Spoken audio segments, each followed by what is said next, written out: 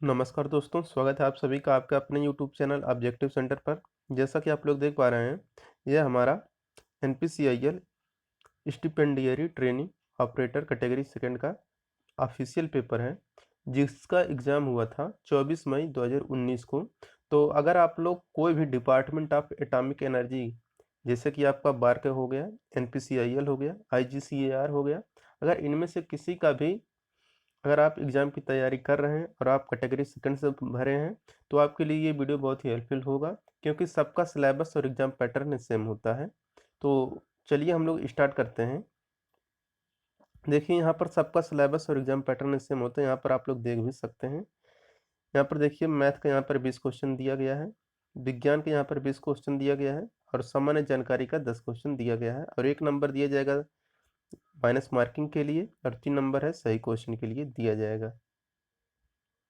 तो 1 नंबर काट लिया जाएगा आपका माइनस मार्किंग में, इतना आपको याद रखना है। ये आपका सब कुछ है, आप डिटेल में पढ़ सकते हैं। तो जो भी कैटेगरी सेकंड में पेपर पूछा जाता है, किस पैटर्न पे रहता है, तो इसमें आप लोग जान पाएंगे।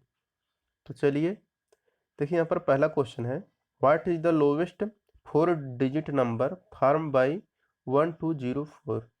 कह रहे हैं यहाँ पर कि 1, 2, 0 और 4 द्वारा बनाई गई 4 अंक की न्यूनतम संख्या क्या होती है। तो यहाँ पर देखिए न्यूनतम संख्या की बात किया है, तो सबसे न्यूनतम संख्या हमारा कौन सा दिख रहा है। एक तो हमारा बी वाला दिख रहा है, अब इसके अलावा अगर देखा जाए तो हमारा सी वाला दिख रहा है। बाकी हमारे यहाँ पर पहला गलत हो जाएगा और डी वाला गलत हो जाएगा। अब यहाँ पर अगर आप लोग क्वेश्चन देखेंगे तो यहाँ पर लिखा है कि 4 डिजिट आपका चाहिए, लेकिन यहाँ पर जो आपका बी ऑप्शन दिया गया है, इसमें देखिए लेफ्ट साइड में आपको जो जीरो लग गया है, तो जीरो का कोई मतलब नहीं रहता है। अगर लेफ्ट साइड में अगर जीरो है, तो आपको ये जो संख्या 0, 1, 2, 4 है, यानी कि 0, 124 है, ये आपका 3 अंकों का संख्या हो गया। तो इसलिए ये आपका बी वाला ऑप्शन गलत हो जाएगा। अब लास्ट में यही हमारा सी वाला ऑप्शन सही हो जाएगा। अब देखिए जो 1024 है, यानी कि 1024 है, ये हमारा 4 डिजिट का न्यूनतम संख्या हो गया। यहाँ पर बी वाला भी सही हो जाता कब, जब ये कहता कि सबसे छोटी न्यूनतम संख्या कौन सी है, तब हो जाता। लेकिन यहाँ पर 4 अंक की सबसे छोटी संख्या पूछा है, इसलिए यहाँ पर आपका सी आंसर करेक्ट हो जाएगा। दूसरा कह रहा है यहाँ पर कि 1/3 इक्वल टू कितना परसेंट। तो 1/3 है, अब इसको परसेंटेज में बदलने के लिए बोल रहा है, तो इसमें 100 से गुणा कर देंगे। अब इसी को काट दीजिए, तो काटेंगे तो हमारा कितना आ जाएगा, 33.33%। तो यहाँ पर हमारा करेक्ट आंसर क्या हो जाएगा, ऑप्शन नंबर बी। देखिए तीसरा क्वेश्चन यहाँ पर कह रहा है कि find the ratio of 6400 ratio 800 है। तो 6400 अनुपात 800 का अनुपात क्या हो गया। तो देखिए यहाँ पर ये हो गया हमारा 6400 रेशियो हो गया 800। अब ये 0 से 0 कट जाएगा, फिर यहाँ से काटेंगे तो 8×8 = 64, यानी कि 8:1 का अनुपात हमारा आ जाएगा। तो 8:1 ऑप्शन नंबर सी यहाँ पर करेक्ट हो जाएगा। अब देखिए यहाँ पर चौथा क्वेश्चन है कि ए square has area of 5 to 9 centimetre square, calculate the perimeter in centimetre. एक वर्ग का क्षेत्रफल 529 सेंटीमीटर स्क्वायर है, सेंटीमीटर में परिधि की गणना कीजिए। कह रहा है वर्ग का क्षेत्रफल। अब आपको पता होगा कि जो वर्ग होता है, ये होता है आपका वर्ग, जिसके आमने सामने की भुजाएं बराबर होती हैं, और सामने मतलब चारों भुजाएं बराबर होती हैं जिसकी, वही आपका वर्ग कहलाता है। अगर इसकी एक भुजा ए है तो सब भुजाएं क्या होंगी, ए होंगी। तो इसका जो क्षेत्रफल आता है इसका, ये ए स्क्वायर आता है। और कह रहा है इसी क्षेत्रफल का ए स्क्वायर का मान दिया है 529 दिया है। ठीक, तो कह रहा है यहाँ पर भुजा क्या होगा, तो भुजा निकालने के लिए हम लोग इसका वर्गमूल ले लेंगे, तो ये हमारा भुजा निकल जाएगा। तो ये हमारा जो वर्ग दिया है, इसका भुजा कितना आ जाएगा, √529 जो दिया गया है, तो इसका वर्गमूल निकालेंगे तो हमारा कितना आ जाएगा, 23 आ जाएगा। 23 आ गया। अब यहाँ पर कह रहा है कि सेंटीमीटर में परिधि की गणना कीजिए। तो देखिए परिधि बराबर हमारा क्या होगा कि ये जो वर्ग होता है इसका परिधि क्या होगा, ये होता है परिधि इक्वल टू 4a होता है। तो यानी कि ये जो हमारा निकल कर आया है भुजा, उसी को हम लोग 4 गुना कर देंगे।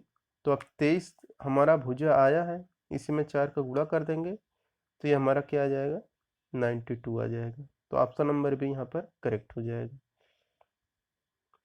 अब देखिए 5वां क्वेश्चन यहाँ पर दिया गया है, if a plus b equal to 11 and a minus b equal to 5 then calculate the value of a square minus b square. यदि a plus b equal to 11 है और a minus b equal to 5 है तो a square minus b square का मान ज्ञात कीजिए।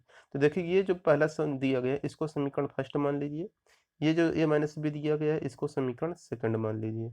अब समीकरण फर्स्ट गुणे समीकरण सेकंड कर लीजिए। तो समीकरण फर्स्ट गुणे समीकरण सेकंड करेंगे तो देखिए यहाँ पर क्या हो जाएगा, a plus b into a minus b equal to कितना हो जाएगा, ये 11 गुणे 5 हो जाएगा। तो यानी कि 11 पचे 55। अभी हमें पता है a प्लस बी ये क्वेश्चन में और a minus b equal to क्या होता है, ए स्क्वायर माइनस बी स्क्वायर होता है। तो a square minus b square हमारा कितना हो गया 55। तो पाँचवें का यहाँ पर डी आंसर करेक्ट हो गया। अब छठा क्वेश्चन कह रहा है कि अंडर रूट 20 गुणे अंडर रूट 5 कितना होगा। तो देखिए अंडर रूट 20 है गुणे अंडर रूट 5 है, इसको हम लोग क्या कर सकते हैं कि इसको सबको क्या कर लें, सबको रूट में ले लें। तो 20 गुणे 5 इक्वल टू इतना आ गया। अब देखिए अंडर रूट 20 गुणे 5 इसको करने में टोटल में लिख सकते हैं। अब अंडर रूट 20 गुणे 5 इक्वल टू कितना हो जाएगा, अंडर रूट 100 हो जाएगा। तो अंडर रूट 100 हो गया। अब इसका वर्गमूल निकालेंगे कितना आ जाएगा 10। तो यहाँ पर हमारे 6 का ये आंसर करेक्ट हो जाएगा। अब 7वां क्वेश्चन कह रहा है यहाँ पर कि find the smallest number by which 675 must be multiplied by two obtain a perfect cube. संपूर्ण घन प्राप्त करने के लिए 675 संख्या को न्यूनतम किस संख्या द्वारा गुणा किया जाना चाहिए। अब देखिए 600 यहाँ पर 75 है, कह रहा है इसमें किस संख्या से भाग देना चाहिए, सॉरी गुणा कर देना चाहिए ताकि ये पूर्ण घन बन जाए। तब देखिए इसको पहले 5 से काटिए। तो 5 से जब इसे करेंगे तो देखिए 5 का नाम 5, 5 तियाँ 15, 5 पचे 25, 135 आ गए। फिर इसे 5 से काटेंगे तो 5 दूना 10, 5 सत्ते 35। अब इसके बाद यहाँ पर देखिए 3 से काटेंगे तो 3 तिरिक्का 9 आ जाएगा। फिर 3 से, फिर 3 से, यानी कि यहाँ पर जो आपका संख्या आएगा इसका ये 5 गुणे 5 गुणे 3 गुणे 3 गुणे 3। अब देखिए यहाँ पर हमारा 3 का ये जोड़ा बन जा रहा है घन बनाने के लिए। यहाँ पर 2 है, 5 है, एक 5 अगर और हमें मिल जाता तो हमारी जो संख्या है 675 यह पूर्ण घर बन जाता। तो पूर्ण घर घन बनाने के लिए हमें इसमें क्या करना चाहिए, 5 से गुणा कर देना चाहिए। तो यहाँ पर हमारा बी वाला ऑप्शन सही हो जाएगा कि अगर 5 से और गुणा कर दें तो ये जो 675 है ये संख्या पूर्ण घन बन जाएगा। अब देखिए 8वां क्वेश्चन है, कह रहा है कि 72% of 25 students are good in mathematics. How many students are bad in mathematics? कह रहा है 25 में से 72% छात्र गणित में अच्छे हैं, कितने छात्र गणित में अच्छे नहीं हैं। तो देखिए 25 स्टूडेंट में से 72% अगर छात्र अच्छे हैं तो कितने परसेंट अगर आप बात करें कि अच्छे नहीं होंगे। तो देखिए 72% अगर आपके अच्छे हैं, टोटल स्टूडेंट आपके 100 होंगे। इसमें से अगर गुड वाले की बात करें तो गुड वाले कितने हैं, मतलब अच्छे वाले 72 हैं। और जो बैड है, तो ये जो बैड वाले हैं तो ये कितने हो जाएंगे, 28% हो जाएंगे। और कह रहे हैं इसी 28 का परसेंट का मान कितना होगा। तो हमें पता है कि टोटल स्टूडेंट 25 हैं, और 25 का 28% स्टूडेंट ही हमारे क्या हैं, खराब हैं, यानी कि अच्छे नहीं हैं। तो 28% निकालना है तो 28/100 हो जाएगा। अब देखिए यहाँ से काटिए, 25 चौका 100 और 4 सत्ते 28। यहाँ पर आपका 7 आंसर करेक्ट आ जाएगा। तो 8 का यहाँ पर डी आंसर करेक्ट हो जाएगा। अब यहाँ पर 9वां क्वेश्चन अगर आप लोग देखेंगे तो इसे हम जूम करके दिखा रहे हैं। तब यहाँ पर आपको दिख रहा होगा कि ये जो है ये आपको भाग है, वरना आपको यहाँ पर प्लस दिखाई देता। तो इसे आप लोग समझ जाइएगा। तब देखिए अब ये है कि 92.53 है। अब इसके भागा 10 दिया गया है। तो जब इसे 10 से और भाग देंगे तो ये हमारा संख्या एक और आगे आ जाएगा, यानी कि ये 9.253 हो जाएगा। तो ऑप्शन नंबर सी यहाँ पर करेक्ट हो जाएगा। 10वां कह रहा है कि what number shall come next in the series. कह रहे हैं यहाँ पर पहली एक तो 2 दिया है, फिर इसका आधा कर दिया है, फिर इसका आधा कर दिया है, फिर इसका आधा कर दिया है, फिर इसका आधा कर देगा, तो हमारा अगली संख्या आ जाएगी। तो यानी कि 1/8 आएगा हमारा ऑप्शन नंबर बी। अब यहाँ पर देखिए 11 नंबर का क्वेश्चन कह रहा है log बेस 10 है, फिर इसके बाद यहाँ पर कह रहा है कि 10,000 है। तो देखिए ये जो आपका दिया गया है, इसे सॉल्व करने के लिए क्या करेंगे हम लोग कि ये जो log दिया है, log बेस 10 दिया है, अब ये 10,000 को हम लोग क्या लिख सकते हैं, 10 टू द पावर 4। और हमें पता है कि अगर m पावर n दिया है, log m power n equal to n log m लिख सकते हैं। तो ये हमारा क्या हो जाएगा, 4 log बेस 10, फिर इसके बाद 10। अब हमें पता है कि इसका मान हमारा कितना होता है, log 10 का मान 1 होता है। तो 1 होता है तो हमारा बचेगा क्या, सिर्फ और सिर्फ 4। तो क्यों, क्योंकि log 10 जो है वो 1 हो जाएगा, तो 4 गुणे 1 बराबर 4 हो जाएगा। तो 11 का हमारा यहाँ पर डी आंसर करेक्ट हो जाएगा। देखिए यहाँ पर 12 नंबर का है, the cube root of 0.000064 is. यहाँ पर इसका घनमूल बताना है। तो देखिए जो 64 है, 64 का घनमूल निकालेंगे तो हमारा कितना आ जाएगा, 4 चौका 16 चौका 64। तो ये हमारा 4 आ गया। लेकिन यहाँ पर संख्या देखेंगे तो 2 2 4 2 6 है, 6 अंक पर दशमलव लगा है। तो जब इसका हम लोग घनमूल लेंगे तो ये हमारा 2 अंक पर दशमलव आएगा, तो यानी कि ये 0.04 आ जाएगा। तो ऑप्शन नंबर हमारा सी करेक्ट हो जाएगा।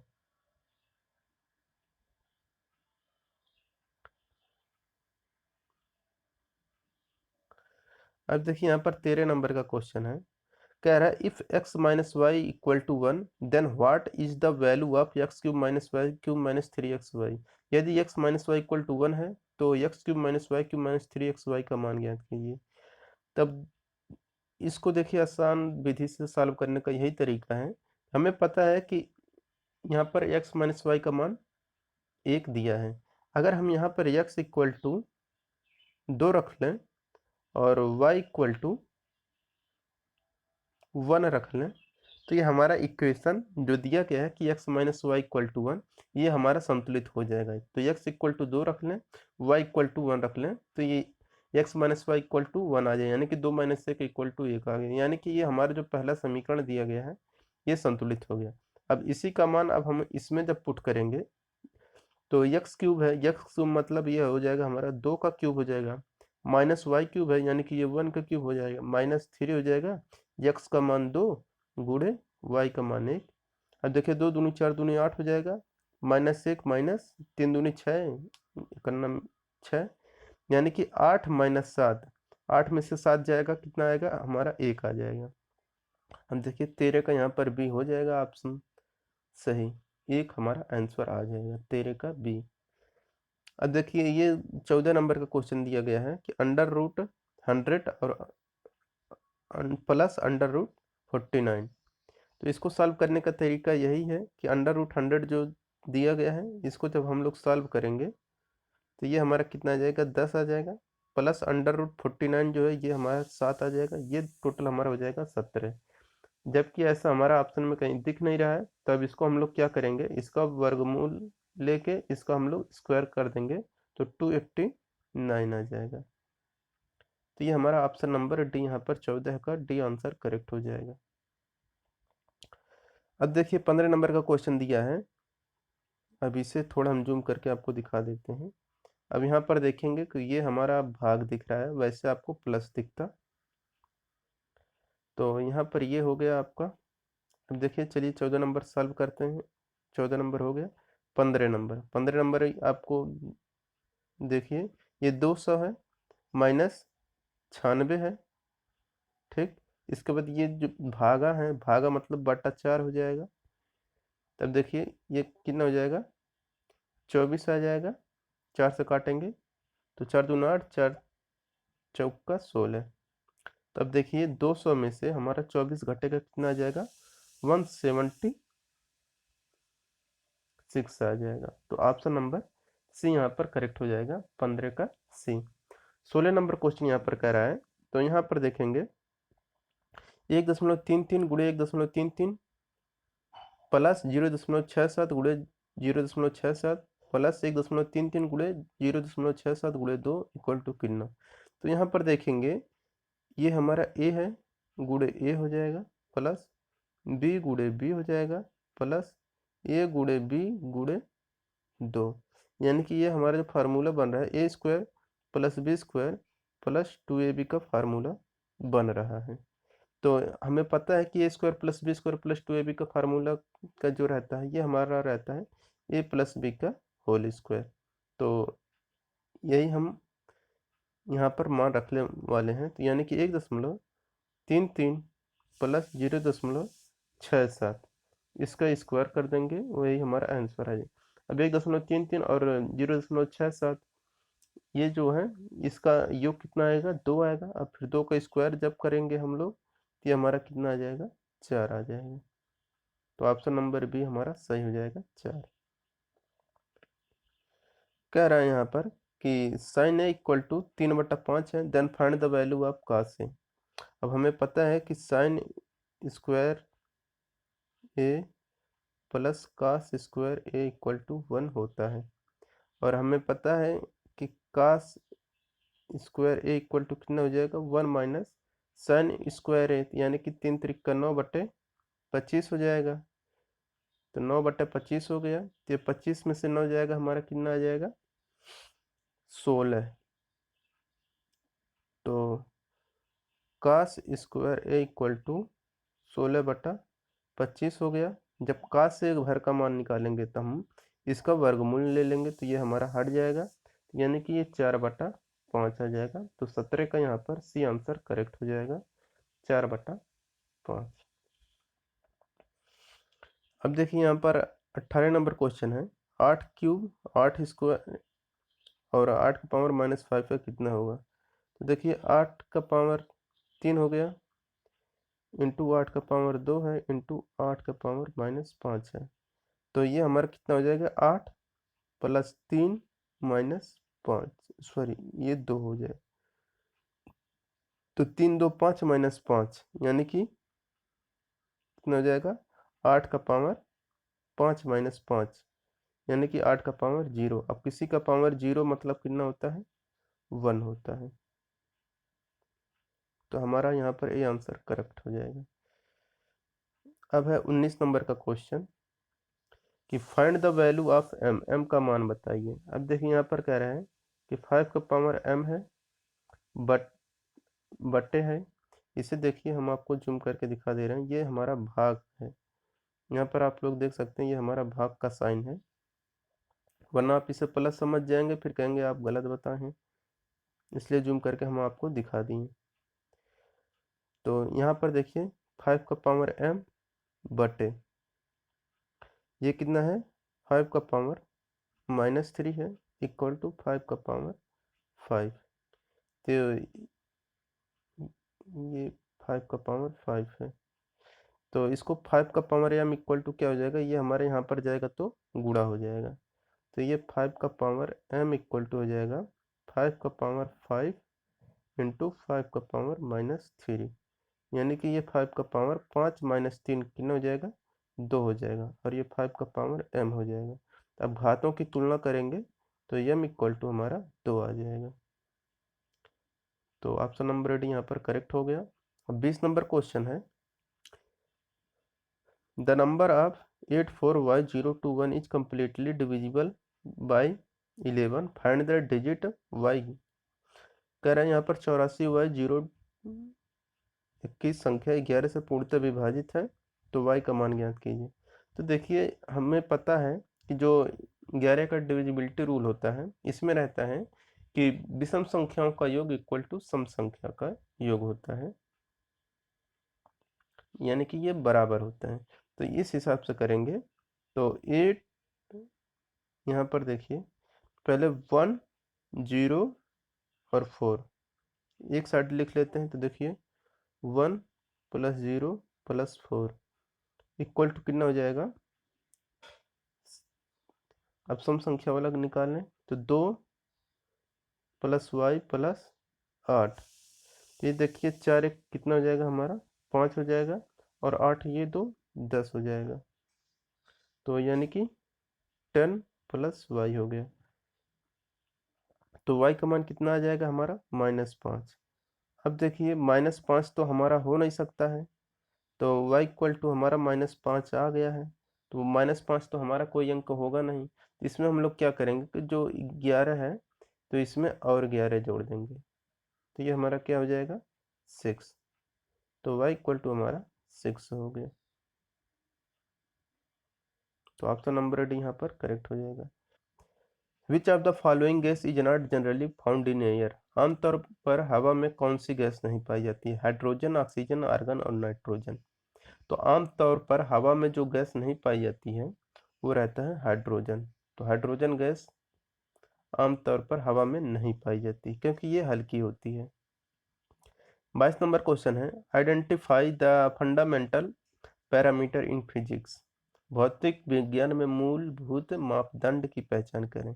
तो हमें पता है जो भौतिक विज्ञान में जो मूलभूत मापदंड है वो हमारा क्या है, समय है।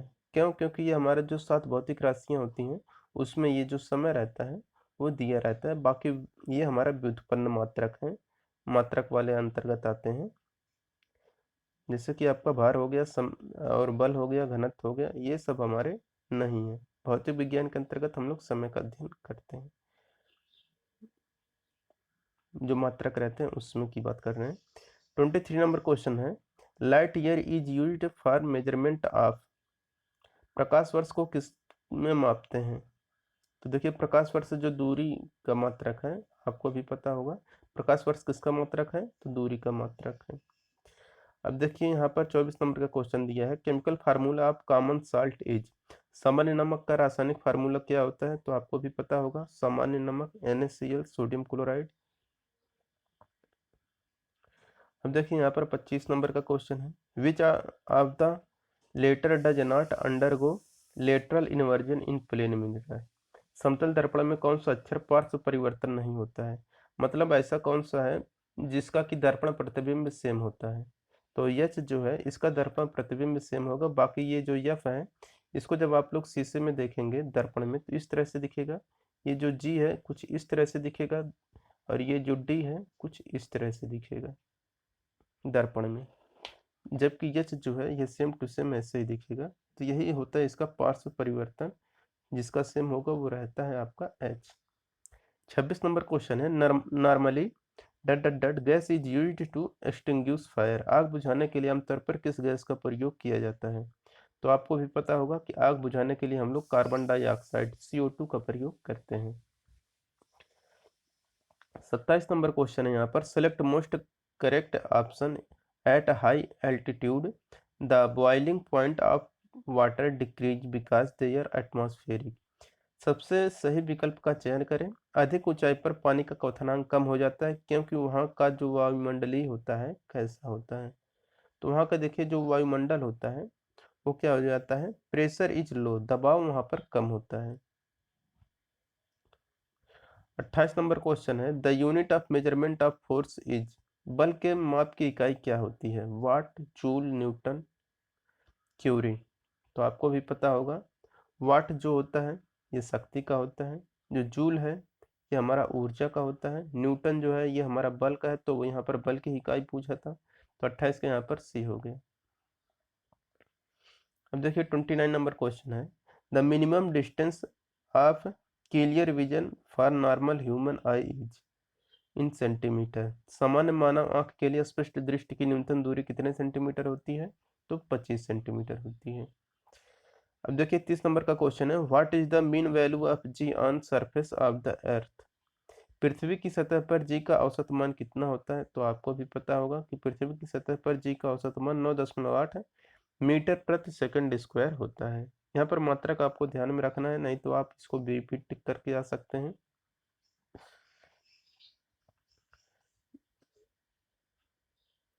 31 नंबर क्वेश्चन है, from sun the light reaches to earth in minute. सूर्य से प्रकाश कितने मिनट में पृथ्वी पर पहुंचता है? तो आपको भी पता होगा कि जो सूर्य के प्रकाश रहता है यह पृथ्वी पर 8 मिनट और 16 सेकंड में पहुंचता है। या फिर इसी को 500 सेकंड कहीं पर आप लोग देखे होंगे। तो यहाँ पर हमारा 8 मिनट दिया गया है, तो 8 मिनट ही यहाँ पर करेक्ट हो जाएगा। अब देखिए 32 नंबर का क्वेश्चन है, as compare to electron proton is about how many times heavier. इलेक्ट्रॉनों की तुलना में प्रोटॉन लगभग कितना गुना भारी होता है। तो इलेक्ट्रॉन की तुलना में जो प्रोटॉन होता है यह लगभग 1836 गुना भारी होता है। 33 नंबर क्वेश्चन है, loudness of sound varies directly with vibrating bodies. ध्वनि की प्रबलता कंपनशील वस्तु के किसके साथ परिवर्तित होती है। तो ये जो परिवर्तित होता है यह एम्पलीट्यूड के द्वारा यानी कि आयाम के द्वारा परिवर्तित होती है। 34 नंबर का क्वेश्चन है, which of the following element does not contain one electron in its valence shell. निम्न में से कौन से पदार्थ के वैलेंस सेल में एक इलेक्ट्रॉन नहीं होता है। तो जो इलेक्ट्रॉन नहीं रहता वो रहता है आपका कैल्शियम।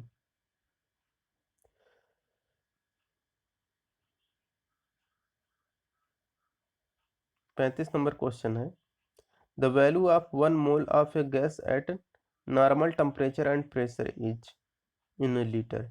सामान्य तापमान और दबाव पर 1 मोल गैस की मात्रा लीटर में कितना होता है। तो आपको भी पता होगा एनटीपी यानी कि नॉर्मल टेम्परेचर और प्रेशर पर जो मात्रा होती है वो रहता है 22.4 लीटर। तो यानी कि सामान्य ताप और दाब पर 1 मोल गैस की जो मात्रा होती है 22.4 लीटर होता है एनटीपी पर। 36 नंबर का क्वेश्चन है, valency of electron helium is valency of element helium is. Helium की संयोजकता कितनी होती है। तो आपको भी पता होगा जो हीलियम की संयोजकता होती है वह 0 होता है। 37 number question, a device which convert electrical energy into mechanical energy is called. एक उपकरण जो विद्युत ऊर्जा को यांत्रिक ऊर्जा में परिवर्तित करता है उसे क्या कहा जाता है। तो उसे हम लोग बोलते हैं मोटर। जो यांत्रिक ऊर्जा में परिवर्तित होता है यानी कि जो विद्युत ऊर्जा को यांत्रिक ऊर्जा में बदलता है वह हमारा मोटर होता है, और जो यांत्रिक ऊर्जा को विद्युत ऊर्जा में बदलता है वो हमारा जनरेटर होता है। तो इसे याद रखिएगा। 38 नंबर क्वेश्चन है, eight which temperature both the Fahrenheit and centigrade scale have the same value. किस तापमान पर फ़ारेनहाइट और सेंटीग्रेड स्केल दोनों बराबर होते हैं। कि -40 डिग्री सेल्सियस के तापमान पर फ़ारेनहाइट और डिग्री सेल्सियस दोनों समान होते हैं। 39 नंबर क्वेश्चन है, 1 horsepower is equal to in watt. 1 horsepower बराबर कितना वाट होता है। तो 746 वाट के होता है 1 हॉर्स पावर। इसके बाद है dot dot dot, wave can not be transmitted through vacuum. Vacuum माध्यम में कौन सी तरंगों का संचरण नहीं किया जा सकता। प्रकाश, हीट, साउंड, इंफ्रारेड रे। तो वैक्यूम माध्यम में जिन तरंगों का संचरण नहीं किया जा सकता है वो हमारा रहता है ध्वनि। तो देखिए जो ध्वनि होता है इसको संचरण के लिए किसी न किसी माध्यम की जरूरत पड़ती है। तो लेकिन वैक्यूम में ध्वनि नहीं यहाँ पर संचरित हो पाएगा क्योंकि वहाँ पर माध्यम नहीं रहता है। 41 नंबर क्वेश्चन है यहाँ पर। अब हमारे यहाँ पर जनरल अवेयरनेस है, select the most appropriate answer, IPL is popularly known as. सबसे उपयुक्त उत्तर का चयन करें। आईपीएल लोकप्रिय रूप में किस नाम से जाना जाता है। तो आईपीएल का यहाँ पर फुल फॉर्म पूछा गया है, तो इंडियन प्रीमियर लीग होता है।